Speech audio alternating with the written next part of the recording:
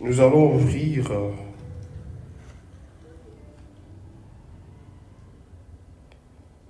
nos Bibles dans Galates chapitre 5, verset 16. Est-ce que nous y sommes?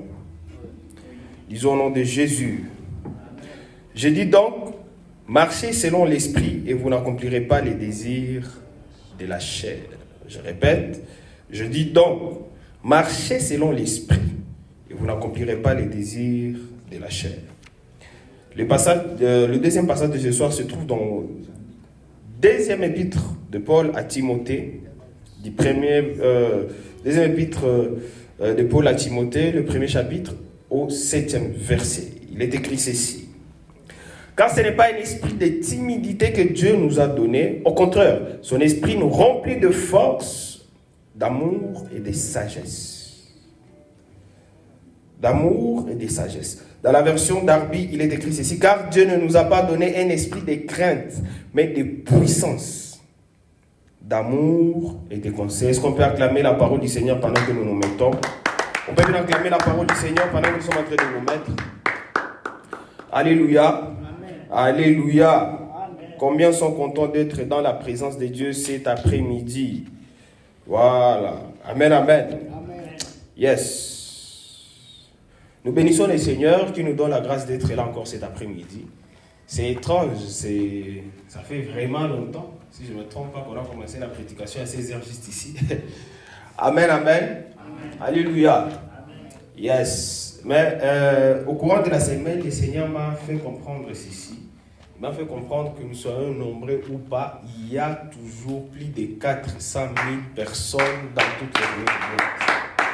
Et donc, je ne devais pas prêcher comme s'il y avait un petit groupe de gens là. Mais là, je suis en train de parler à des multitudes. Amen, amen. Amen. Même si ma santé me dérange un peu, de tout mon cœur, je suis sûr que je suis en train de m'adresser à toute une génération. Amen, amen. Amen. Alléluia. Amen. Alors, j'aimerais que toi qui es là présent, que tu te mettes en tête. Est-ce que tu peux m'aider à saluer les invisibles et ceux qui sont à côté de toi? Tu peux les accueillir dans la prière. Oh, merci Saint-Esprit. Alors, ça fait, depuis le dimanche passé, nous avons commencé une série que nous allons exploiter tout au long de ce mois de septembre. Il y a un monsieur qui a dit que tous les hommes spirituels ne devraient pas considérer septembre comme le 9e mois. Ah, septembre c'est le 9e mois, mais je n'ai pas dans 7. Je ne vais pas vous en prier. Bref.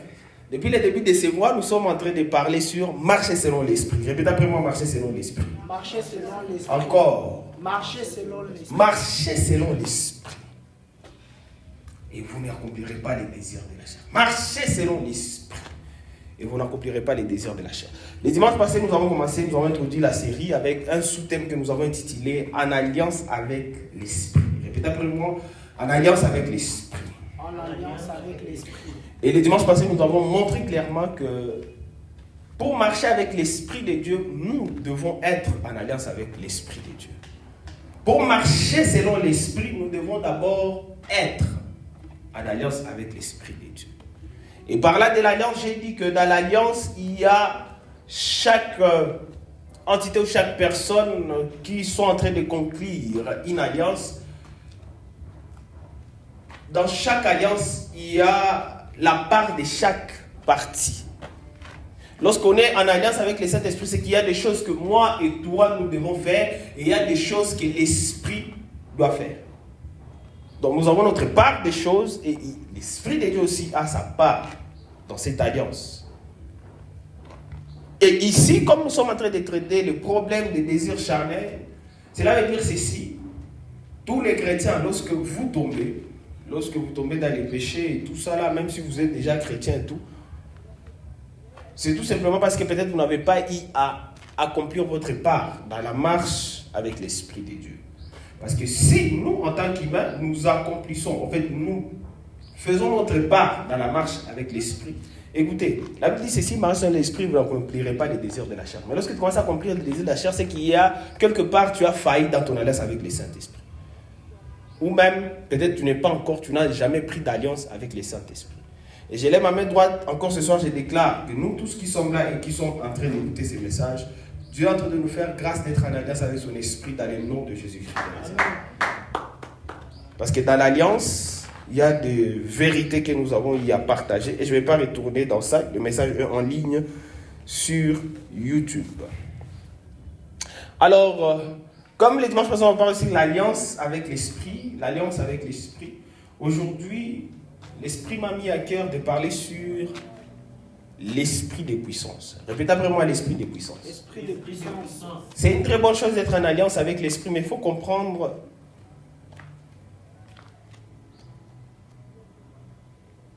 qui est cet esprit-là avec qui nous devons être en alliance. Qui est cet esprit-là? Qui est cet esprit-là? Qui est cet esprit avec lequel nous devons être en alliance? Mais aussi, avant d'aller très loin dans le message de ce soir, j'aimerais donner d'abord le contexte par rapport à notre passage, comme je l'ai promis les dimanches passés. Je vais donner le contexte par rapport à notre passage de Galates 5,16. Là où il est écrit, marchez selon l'esprit et vous n'accomplirez plus les désirs de la chair, vous n'accomplirez pas les désirs de la chair. Donc il faut déjà comprendre que l'épître de Paul aux Galates, c'est une épître qui a été écrite. L'épître de Paul aux Galates, c'est une épître qui a été écrite dans la période de 48 à 55 après Jésus-Christ. Cette épître, Paul l'a écrite aux Galates, bref, les gens qui vivaient dans la région de la Galatie, une province romaine en Asie mineure, l'équivalent de la Turquie actuelle. Alors, dans cette épître, Paul parle de plusieurs choses, mais j'ai noté 3 choses que je voulais partager avec vous cet après-midi. Parmi les choses importantes dont Paul parle dans cette épître aux Galates, la première des choses, il parle de la justification par la foi. Répétez après moi, la justification par la foi.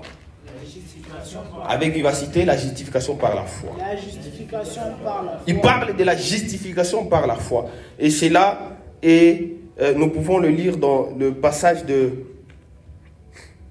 Nous pouvons le lire dans le passage de Galates, chapitre 2, au verset 16. La Bible dit ceci, Galates 2, verset 16, la Bible dit ceci. Néanmoins, sachant que ce n'est pas par les œuvres de la loi que l'homme est justifié, mais par la foi en Jésus-Christ. Nous aussi, nous avons cru en Jésus-Christ afin d'être justifiés par la foi en Christ et non par les œuvres de la loi, parce que personne ne sera justifié par les œuvres de la loi. La première des choses que j'ai voulu partager avec vous ici, lorsque tu étudies cet épître de Paul aux Galates, parmi les choses importantes dont il prêche dans cet épître, la première des choses que je mentionnais pour vous cet après-midi, c'est la justification par la foi.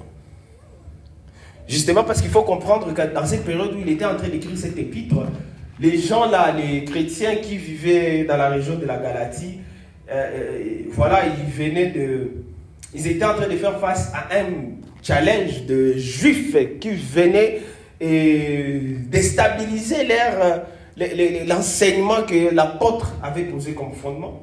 Il venait avec des histoires du genre, au-delà de recevoir Jésus comme Seigneur et Sauveur, écoutez, vous devez aussi respecter toute la loi de Moïse. Et là, il troublait les gens. Voilà pourquoi Paul, lorsqu'il est en train d'écrire à l'église de Galates, il est en train de rendre les choses claires. Là, il est en train de les rappeler. La première des choses, c'est que, écoutez, nous sommes justifiés par la foi et non point par les œuvres. Amen, amen. Amen. Et c'est encore d'actualité jusqu'aujourd'hui parce qu'il y a plusieurs personnes, écoutez, ils ont commencé avec les seigneurs. D'ailleurs, même chez les Galates, là, il dit qui vous a ensorcelé. Il y a des gens qui commencent en esprit. Il y a des gens qui commencent très bien avec les seigneurs. Mais à un moment, on commence à leur dire, au-delà de Jésus-Christ, il faut ajouter aussi ça et ça et ça pour te sentir que tu es vraiment enfant de Dieu. Ça ne passe pas comme ça avec l'évangile. Amen, amen. Et l'important en termes de justification, nous sommes justifiés par la foi. Répète après moi la justification par la foi. La justification par la foi. Alors, lorsqu'il est en train de parler de la justification par la foi, il va encore très loin. Un deuxième thème que j'ai beaucoup aimé dans ces livres, l'épître de Paul aux Galates, le deuxième thème important que j'ai préparé pour vous cet après-midi, c'est qu'au-delà de la justification par la foi, il parle aussi de la liberté en Christ. Répète après moi la liberté en Christ. La liberté en Christ. La liberté en Christ. Ça, nous allons le voir au verset 5, au chapitre 5, au verset 13. Il est écrit ceci. Frères, vous avez été appelés à la liberté, seulement ne faites pas de cette liberté un prétexte de vivre selon la chair, mais rendez-vous par amour serviteurs les uns les autres. Deuxième message important, ou deuxième thème important que Paul a y prêché dans cette épître aux Galates, c'est la liberté en Christ. Justement parce que là, il est en train de dire que nous sommes justifiés par la foi et que donc, nous ne sommes pas appelés à vivre selon le dogme, la loi mosaïque et tout ça là, mais nous sommes appelés à vivre notre liberté en Christ. Et là, maintenant, lorsqu'il parle de la liberté en Christ, il martèle sur le fait que le fait de vivre libre en Christ n'est pas un laisser-passer pour mener une vie de libertinage. Alléluia. Alléluia. C'est que la liberté en Christ est différente du libertinage où tu vis selon la chair. Et ça, c'est le deuxième message que j'ai préparé pour vous lorsque je faisais l'étude de cette épître des Galates. Et le troisième thème important vient juste après, toujours dans ce 5e chapitre du 22e au 23e verset. Là, il parle sur les fruits de l'esprit. Répétez après moi, les fruits de l'esprit. Les fruits de l'esprit. Encore, le fruit de l'esprit. La situation par la foi, la liberté en Christ, le fruit de l'esprit. Alors, ici, il y a quelque chose je pense qu'il doit attirer notre attention. Dans ces deux derniers thèmes ici, c'est là où se cache les passages dont nous sommes en train d'exploiter depuis les dimanches passés. Parce qu'entre la liberté en Christ et le fruit de l'esprit, il y a quelque chose qui se passe. C'est au verset 16. Parce que la liberté en Christ, on en parle au verset 13 du chapitre 5. Et le fruit de l'esprit, on parle de ça du 22e au 23e verset du chapitre 5 des Galates. Mais le passage que nous sommes en train de lire ici, là où Paul est en train de dire, marchez selon l'esprit et vous n'accomplirez pas les désirs de la chair, se trouve littéralement au milieu de la liberté en Christ et la manifestation des fruits de l'esprit. Alléluia. Alléluia. Cela veut dire ceci. Tu ne peux pas te dire que, écoutez, je vis ma liberté pleinement si tu ne marches pas selon l'esprit. Et tu ne peux pas prétendre manifester le fruit de l'esprit si tu es quelqu'un qui ne marche pas selon l'esprit. Je lève ma main droite et je déclare encore ce soir, Dieu te fera grâce de marcher selon son esprit dans le nom puissant de Jésus-Christ. C'est seulement lorsqu'on marche selon l'esprit de Dieu que nous pouvons manifester le fruit de l'esprit. C'est seulement lorsqu'on marche selon l'esprit que nous pouvons vivre la plénitude de la liberté en Christ. Tout en se rassurant que nous n'allons pas tomber dans les libertinages. Parce qu'il est écrit, marchez selon l'esprit et vous n'accomplirez pas les désirs de la chair. C'est impossible. D'ailleurs, c'est ce que Paul parle lorsqu'il est en train de faire ces contrastes entre marcher selon l'esprit et marcher selon la chair. Lorsque tu décides de marcher selon l'esprit, crois-moi, tu seras victorieux face au combat de la chair. Mais lorsque tu commences à lutter contre la chair, tu vas finir par tomber dans la marche selon la chair. Mais lorsque tu décides tout simplement de marcher selon l'esprit, écoutez, tu seras victorieux dans tous tes problèmes des désirs charnels dans le nom de Jésus-Christ de Nazareth. C'est ce qui se passe ici. C'est ce qui se passe ici, frère. C'est ce qui se passe ici. Alors, comme j'étais en train de dire, tu ne peux jamais produire le fruit de l'esprit si tu ne marches pas selon l'esprit. Et écoutez, cet esprit en question, nous devons le comprendre. C'est l'objet de notre exhortation de ce soir. L'esprit dont nous sommes en train de parler, c'est l'esprit de Dieu. Répétez pour moi l'esprit de Dieu. L'esprit de Dieu. Encore. L'esprit de Dieu. Déjà, nous savons ce que dans la Sainte Trinité, il y a les Pères, les Fils et les Saint-Esprit. Les Pères, les Fils et les Saint-Esprit, tous ils sont un, unis en parfaite union. Mais quel amour qu'on a, relais qui a joué, mais tous ils sont égaux. C'est ce qui forme la Sainte Trinité. C'est ça Dieu. Nous, les chrétiens, nous croyons dans un Dieu trinitaire. Père, Fils, Saint-Esprit. Amen, amen. Alléluia. Amen. Et lorsque vous lisez la Bible, vous allez comprendre que Dieu lui-même, il s'est révélé en termes de dispensation. Avant que Jésus ne puisse venir sur la terre, c'est les pères qui contrôlaient toutes choses ici sur la terre. Lorsque le Fils est venu, il y a une passation de pouvoir. Et le jour de baptême de Jésus, qu'est-ce qui se passe? Il y a une voix qui s'est fait attendre. Il dit, voici mon Fils en qui j'ai mis toute mon affection. Écoutez-les. Désormais, n'écoutez pas les pères, écoutez les Fils, Jésus-Christ. Lorsqu'il est venu, il a commencé à œuvrer. Écoutez, Le Père, il a dit désormais commencer à écouter qui? Le Fils. C'est Jésus. Et écoutez ce que Jésus a eu à prêcher. Écoutez ce que Jésus a eu à parler. Écoutez ce que Jésus a eu à partager de son vivant. Alléluia. Amen. Alléluia. Amen. Écoutez ce que Jésus a eu à partager de son vivant. Ça, c'est la dispensation du Fils. Après la dispensation du Fils, écoutez, lui-même, le Fils, avant qu'il puisse rentrer chez le Père, qu'est-ce qui se passe avec lui? Il dit ceci. Il vous est avantagé que je m'en aille chez le Père. Il vous est avantagé que je m'en aille chez le Père.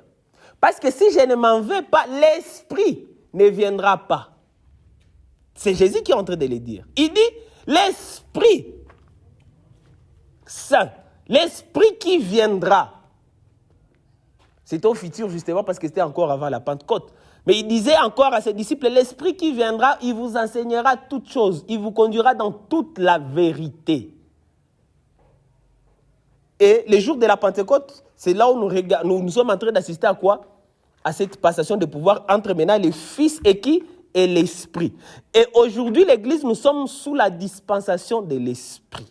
Nous ne sommes pas sous la dispensation du Père, nous ne sommes pas sous la dispensation du Fils, nous sommes sous la dispensation de qui? De l'Esprit. Voilà pourquoi dans l'Apocalypse, il est écrit que l'Esprit et l'épouse disent « Viens ». C'est lorsque l'Esprit et l'épouse, nous l'Église, l'épouse du Christ, lorsque nous parlons en parfaite harmonie, que l'époux, le Fils, Jésus-Christ, fera quoi? Il va revenir. Alléluia. Alléluia. Alléluia. Amen.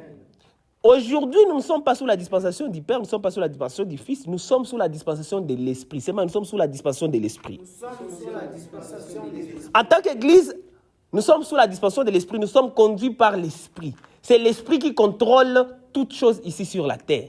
Amen, amen, amen. Et que donc tu ne peux jamais aller très loin dans ces choses de Dieu si tu n'es pas quelqu'un qui est en parfaite harmonie avec le Saint-Esprit. Ce n'est pas seulement question de problèmes d'ordre, de désirs charnels et tout ça là, mais c'est beaucoup plus. C'est beaucoup plus. C'est beaucoup plus. C'est beaucoup plus.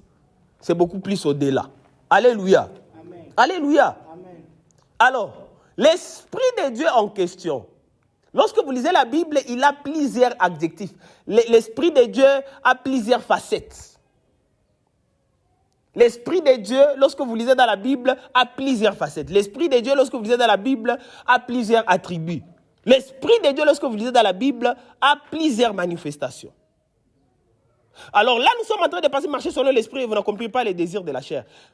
Je me suis dit, je ne vais pas vous embrouiller avec toutes ces histoires liées sur l'Esprit. Je pense bientôt, lorsque nous allons commencer avec les études bibliques, on va en parler à long et à large. Mais ce soir, l'Esprit m'a mis à cœur de venir vous parler tout simplement de l'Esprit de Dieu comme l'Esprit de puissance. Répétez après moi, l'Esprit de puissance. L'Esprit de puissance. Encore. L'Esprit de puissance. L'Esprit de puissance. Parce que ce qui fait que le chrétien, le dimanche passé, je vous ai dit, les deux majeurs problèmes de chrétiens, c'est quoi? C'est les péchés. Les deux majeurs problèmes de l'humanité, c'est le péché et la pauvreté. Malheureusement, ça c'est pour l'humanité en général. Malheureusement, même les chrétiens aussi. Même s'ils ont déjà donné leur vie à Christ comme Seigneur et Sauveur et tout ça là, ils continuent aussi à faire quoi? À se déranger dans les péchés et dans la pauvreté. Et ce n'est pas la volonté de Dieu. Mais qu'est-ce qui fait que les gens, même s'ils ont déjà donné leur vie à Christ, ils ont déjà fait la prière, là, par la foi et tout ça, là, mais les choses semblent ne pas marcher. Parce que tout simplement, ils ne sont pas conscients que l'esprit avec lequel ils doivent marcher, c'est un esprit de puissance. C'est mal l'esprit de puissance. L'Esprit de puissance. C'est mal l'esprit de puissance. Lorsque tu es conscient que tu as l'esprit de puissance bien-aimé, frère, tu ne peux pas mener ta vie comme tu la mènes. Non. Tu ne peux pas vivre comme quelqu'un qui est en train d'accompagner les autres sur la terre. Tu vis comme quelqu'un que Dieu a envoyé ici avec une mission bien claire pour sauver, pour aider plusieurs personnes. Alléluia. Amen. Alléluia. Amen. Voilà pourquoi le même Paul qui s'adressait aux Galates, dans l'une de ses dernières épîtres, il est en train de s'adresser à son fils dans la foi, Timothée. La deuxième épître de Paul à Timothée. Il est en train de dire ceci, l'esprit, ce n'est pas un esprit de timidité que tu as reçu, mais un esprit de force. Lisons ça. De Timothée, chapitre 1, verset 7. Il dit ceci. Car ce n'est pas un esprit de timidité que Dieu nous a donné. Au contraire, son esprit nous remplit de force, d'amour et de sagesse. Dans la version d'Arbi, on dit ceci. Dans la version de Darby, on dit ceci. Il est écrit ceci. Car Dieu ne nous a pas donné un esprit de crainte, mais de puissance, d'amour et de conseil. Dieu nous a donné un esprit de puissance. Encore. Dieu nous a donné un esprit de puissance, mes bien-aimés. Ce n'est pas un esprit de crainte. Ce n'est pas un esprit de timidité. Dans d'autres versions, on parle de l'esprit d'intimidation. C'est moi, je n'ai pas reçu l'esprit d'intimidation. C'est moi, je n'ai pas reçu l'esprit de timidité. C'est moi, je n'ai pas reçu l'esprit de crainte. Mais j'ai reçu l'esprit de puissance. L'esprit de force. Amen. L'esprit de puissance. Alors aujourd'hui, l'esprit avec lequel nous sommes en alliance, c'est un esprit de puissance. C'est un esprit de puissance. Pour marcher avec l'esprit, tu dois marcher selon l'esprit, tu dois être en alliance avec cet esprit-là. Et pour être clair, l'esprit en question avec lequel nous devons être en alliance, c'est un esprit de puissance. C'est un esprit de puissance. Alors lorsqu'on parle de l'esprit de puissance, cela fait référence à la force et à l'autorité que le Saint-Esprit donne aux croyants pour accomplir certaines choses. Alléluia. Amen. Alléluia. Amen. Lorsqu'on parle de l'esprit de puissance, ça fait référence à la force et à l'autorité que le Saint-Esprit donne aux croyants pour accomplir 4 choses que je vais partager avec vous ce soir. La première des choses,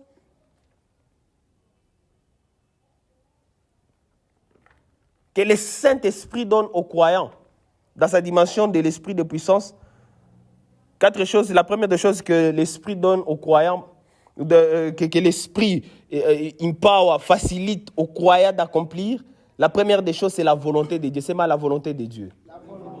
L'Esprit de puissance facilite aux croyants d'accomplir la volonté de Dieu. C'est la volonté de Dieu. La volonté de Dieu. Encore. La volonté de Dieu. Dans les cercles des grands, lorsqu'on étudiait, lorsqu'on parle de marcher selon l'esprit, ça fait allusion à faire quoi? Marcher selon l'esprit veut tout simplement dire aussi marcher selon la volonté de Dieu. Et lorsqu'on faisait l'étude dans les cercles des grands, nous avons réalisé à quel point ce n'est pas du tout facile d'accomplir la volonté de Dieu. C'est toujours compliqué. Parce que la volonté de Dieu n'est pas trop flashy, n'est pas trop sexy, si on peut le dire. La volonté de Dieu n'est pas quelque chose d'attrayant at first sight, à première vue. Pas forcément. Parce que des fois, la volonté de Dieu va à la contre des choses aignées. Société, on en connaît des choses normales, on n'a pas faire. Au parcours normal, on n'a pas fatigué. La volonté de Dieu pour Jean-Baptiste, qui était un fils d'un prêtre. Vous savez, un fils d'un prêtre, écoutez, les sacerdoces passent par les sangs. Jean-Baptiste est quelqu'un qui devait vivre dans les sacerdoces comme son père, Zacharie. En quoi on va l'année effort et tout ça là, ma vie liturgique et tout ça là. Mais la volonté de Dieu pour Jean-Baptiste, il devait aller dans le désert. Aller s'habiller en poil de chameau. Se nourrir de miel. Alléluia. La volonté de Dieu. Et beaucoup de gens pouvaient se dire, hey, Maraba Zakaria, mais pas ta mtoto mouze. Ben ça mtoto mwenyewe ni shindikana. Alléluia. La volonté de Dieu ne fait pas beau à voir at first sight. Ce qui fait que ce n'est pas facile d'accomplir cette volonté-là. Voilà pourquoi, écoutez, comme Dieu nous aime beaucoup, il nous a envoyé son esprit, un esprit de puissance, qui va créer en toi le vouloir et le faire d'accomplir la volonté de Dieu dans le nom de Jésus-Christ de Nazareth. C'est l'esprit de puissance, mais d'accomplir la volonté de Dieu. C'est la première des choses. La deuxième des choses, l'esprit de puissance aide les croyants à résister au péché. C'est l'esprit de puissance m'aide à résister au péché. À part le fait tout simplement d'accomplir la volonté de Dieu, la deuxième chose que l'esprit de puissance nous aide à accomplir, l'esprit de puissance nous aide à résister au péché. C'est résister au péché. Là où toi tu te sens faible, tellement il a un esprit de puissance, attaquer que force, il y a vaincre, il y a résister péché dans le nom de Jésus-Christ de Nazareth. C'est l'esprit avec lequel nous sommes en alliance. L'esprit de puissance. Il nous aide à résister au péché. Troisièmement, l'esprit de puissance aide le croyant à surmonter les défis spirituels. C'est l'esprit de puissance m'aide à surmonter les défis spirituels. L'esprit de puissance m'aide à surmonter les défis spirituels. Écoutez, la vie que nous menons, c'est une vie spirituelle. Il n'y a rien de ce que nous voyons qui ne puisse pas être spirituel. Tout ce que nous voyons, c'est spirituel. Le téléphone que j'ai là en main, avant que ce téléphone puisse être physique et matériel, a d'abord existé en esprit. Alléluia. Amen.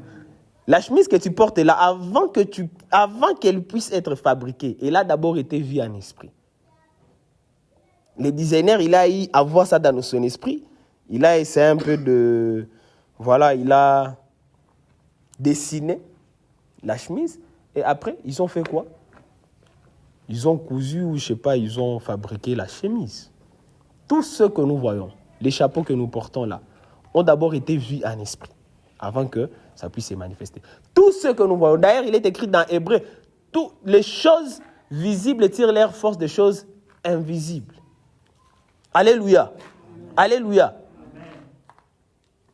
Et là, lorsqu'on se vient de parler que l'Esprit nous aide à surmonter les défis spirituels, cela veut dire que le plus grand défi que nous pouvons avoir en tant que des humains et surtout en tant que des enfants de Dieu, c'est d'abord des grands défis, des grands combats qui viennent dans le monde spirituel. Alors, si nous voulons nous attaquer aux choses que nous voyons ici sur la terre, des fois, nous pouvons passer à côté. Mais lorsque nous voulons être victorieux dans notre vie quotidienne, nous devons nous lever et aller dans les profondeurs, aller dans le monde spirituel et aller affronter les choses dans le monde spirituel. Alors, tellement que l'Esprit de Dieu sait que toi, tu n'as pas de force de toi-même, tu ne peux pas t'en sortir dans le monde spirituel, il t'a envoyé l'Esprit de puissance. Parce que c'est l'Esprit de puissance, l'Esprit supérieur, l'Esprit du Dieu très haut, l'Esprit de El Shaddai, qui est en toi, frère, qui va t'aider à surmonter les défis dans le monde spirituel. Et je lève ma main droite et je déclare qu'au courant de la semaine qui est en train de commencer, écoutez, toutes tes batailles spirituelles, tu seras victorieux à cause de l'Esprit de puissance qui règne en toi dans le nom de Jésus. Et c'est très important, bien aimé, de savoir toutes ces choses ici. La quatrième des choses, parce que je ne vais pas traîner, la quatrième des choses que l'Esprit de puissance aide les croyants à accomplir, c'est que l'Esprit de puissance aide les croyants à témoigner l'Évangile. Témoigner l'Évangile avec audace. Répétez après moi, témoigner l'Évangile avec audace. Témoigner l'Évangile avec audace. Encore. Témoigner l'Évangile avec audace. Témoigner l'Évangile avec audace. D'ailleurs, il est écrit ceci dans Actes 1:8. Et vous recevrez une puissance. Le Saint-Esprit survenant sur vous, vous serez mes témoins, etc., etc. Alléluia. Vous serez mes témoins partout dans le monde. Mais pour être les témoins, vous devez d'abord recevoir la puissance. L'Esprit de puissance nous aide à faire quoi? À témoigner l'Évangile avec audace. De toi-même là, et moi, aller partager Jésus. Écoutez, pour inviter seulement les gens sur qui c'est déjà un sérieux problème. Alors, parlez de Jésus. Frère, si l'Esprit de puissance ne te saisit pas, tu auras du mal à partager Jésus. Il faut que l'Esprit de puissance te saisisse. Là, tu vas parler, tu vas prêcher avec audacité. Alléluia. Amen. Alléluia. Amen. Alléluia. Amen. Yes.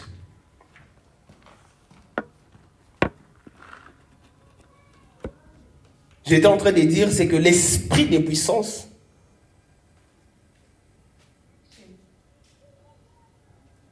fait référence à la force et à l'autorité que le Saint-Esprit donne aux croyants pour accomplir la volonté de Dieu. 2. Résister au péché. 3. Surmonter les défis spirituels. 4. Témoigner l'Évangile avec audace. Mais lorsque vous lisez dans ces 2 Timothée, Le premier chapitre, au 7e verset, la Bible dit ceci. Écoutez, la Bible dit ceci. Car ce n'est pas un esprit de timidité que Dieu nous a donné. Au contraire, son esprit nous remplit de force, d'amour et de sagesse. Son esprit nous remplit de force, d'amour et de sagesse. Force ou la puissance, selon Darby, il parle de la puissance. Lorsqu'il parle maintenant de la puissance, à côté de la puissance ou la force, on parle maintenant de l'amour et la sagesse. C'est mal l'amour et la sagesse. L'amour et la sagesse. C'est mal l'amour et la sagesse. Écoutez, la puissance de Dieu sera toujours accompagnée de son amour et de la maîtrise de soi. Alléluia. Amen. Alléluia. Amen. Et pour mener une vie chrétienne fidèle, pleine de courage et vivante, c'est que l'esprit de puissance, il active à nous l'amour. Déjà, par là même du fruit de l'esprit, ce ne sont pas des fruits de l'esprit. Ce ne sont pas les fruits de l'esprit. C'est un seul fruit de l'esprit. Lorsque l'esprit de puissance règne dans chacun de nos frères, ce sera facile de manifester et de faire croître le fruit de l'esprit. Et le fruit de l'esprit, c'est l'amour, bien-aimé. Amen, amen. Amen. C'est l'amour. C'est l'amour. C'est l'amour, le fruit de l'esprit. Mais là aussi, lorsqu'il est en train de parler que nous avons reçu l'esprit de puissance, écoutez, il dit au-delà de la puissance, il y a aussi l'amour qui est là, mais aussi la sagesse. Ça fait partie des autres facettes de ces fruits qu'on appelle l'amour. Et c'est à ce moment-là, lorsqu'il est en train de dire aux Galates, marchez selon l'esprit et vous n'accomplirez pas les désirs de la chair. Pour ne pas accomplir les désirs de la chair, premièrement, tu dois être en alliance avec l'esprit. Tu dois être en alliance avec l'esprit. Au-delà d'être en alliance avec l'esprit, écoutez, tu dois comprendre que l'esprit en question avec lequel tu es en alliance, c'est un esprit de puissance. C'est un esprit de puissance. Un esprit de puissance. Un esprit de puissance, bien-aimé. Un esprit de puissance. Lorsque tu es conscient de cela, c'est très clair que tu ne peux jamais accomplir les désirs de la chair. Que Dieu bénisse sa parole. Est-ce qu'on peut acclamer le Seigneur?